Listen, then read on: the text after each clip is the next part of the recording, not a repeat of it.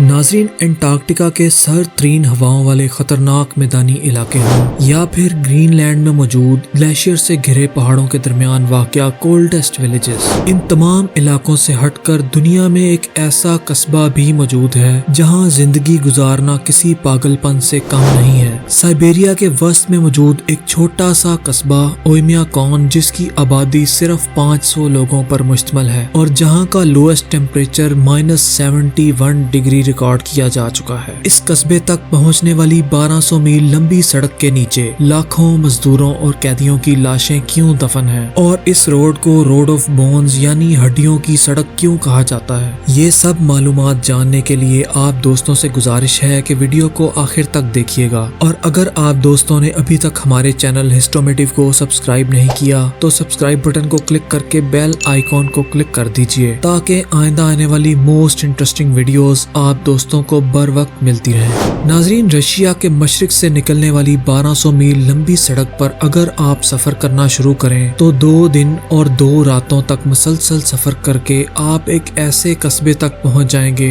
जहां अगर आप किसी घर के अंदर मौजूद नहीं हैं तो आपको हर वक्त इस बात की फिक्र करनी पड़ेगी कि कहीं आप फ्रॉस्ट बाइट का शिकार तो नहीं। इस रोड को रोड ऑफ बोन्स क्यों कहा जाता है, इसके पीछे दिल दहला देने वाली कहानी है जिसको सुनकर शायद आप भी चौंक जाएंगे। जो रोड आप इस वक्त अपनी स्क्रीन पर देख रहे हैं, इस रोड के नीचे लाखों मजदूरों की लाशें दफन हैं जो इस रोड को बनाते वक्त सख्त सर्दी की वजह से अपनी जानें गंवा बैठे। विकिपीडिया की रिसर्च के मुताबिक इन मरने वाले अफराद में तकरीबन 2.5 लाख गुलाम मजदूर और तकरीबन 10 लाख के करीब सियासी कैदी शामिल थे जो सख्त सर्दी की वजह से मौत का शिकार हो गए और इनकी लाशों को इस रोड के नीचे ही दफन कर दिया गया। अब आप सब सोच रहे होंगे कि इन मजदूरों की डेड बॉडीज को रोड के नीचे ही क्यों दफन किया गया, तो इसका जवाब ये है कि साइबेरिया के इस रीजन की जमीन परमाफ्रॉस्ट पर मुश्तमिल है। परमाफ्रॉस्ट ऐसी जमीन को कहा जाता है जो कई सालों से 0 डिग्री सेंटीग्रेड से नीचे रहकर पत्थर की तरह जम चुकी हो। इसी वजह से इस जमीन में खुदाई करके गड्ढा खोदना बहुत जान जोखों का काम था और मरने वाले मजदूर या कैदी को सड़क के दरमियान में ही दफना दिया जाता था। मरने वाले मजदूरों की तादाद इतनी ज्यादा थी कि हर 1 मीटर के फासले पर कई मजदूरों की लाशें दफन हैं।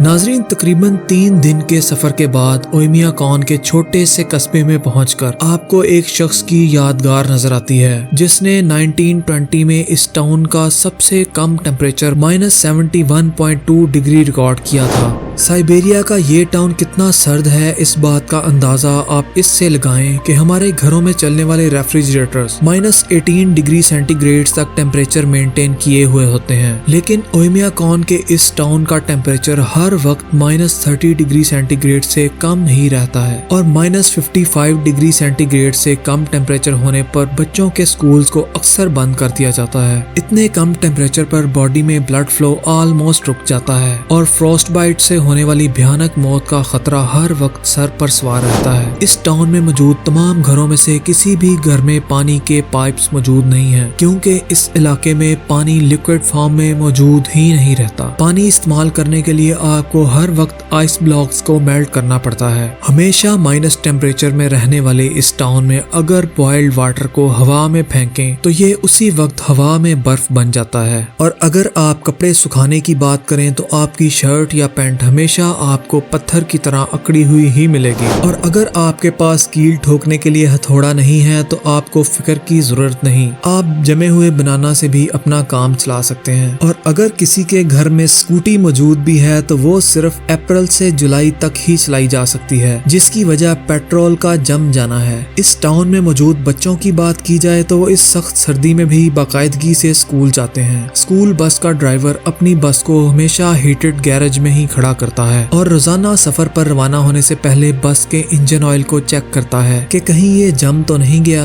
आज की सुबह -50 डिग्री सेंटीग्रेड टेम्परेचर के आसपास है और स्कूल जाने वाली इस बच्ची की पलकों पर भी बर्फ जम चुकी چکی ہے۔ ناظرین، آپ ان سخت جان اور ہمت سے بھرپور بچوں کے بارے میں کیا رائے رکھتے ہیں، اور کیا آپ اس ایڈونچر سے بھرپور ٹاؤن اویمیا کون کا وزٹ کرنا چاہیں گے؟ اپنی قیمتی رائے کمنٹ باکس میں ضرور دیجیے گا، اور اگر آپ کو ہماری یہ دلچسپ ویڈیو پسند آئی ہو تو ویڈیو کو لائک ضرور کیجیے گا تاکہ ہماری حوصلہ افزائی ہو سکے، اور ہمارے چینل ہسٹومیٹو کو سبسکرائب کرنا مت بھولیے گا۔ اللہ آپ سب کا حامی و ناصر ہو۔ اللہ نگہبان۔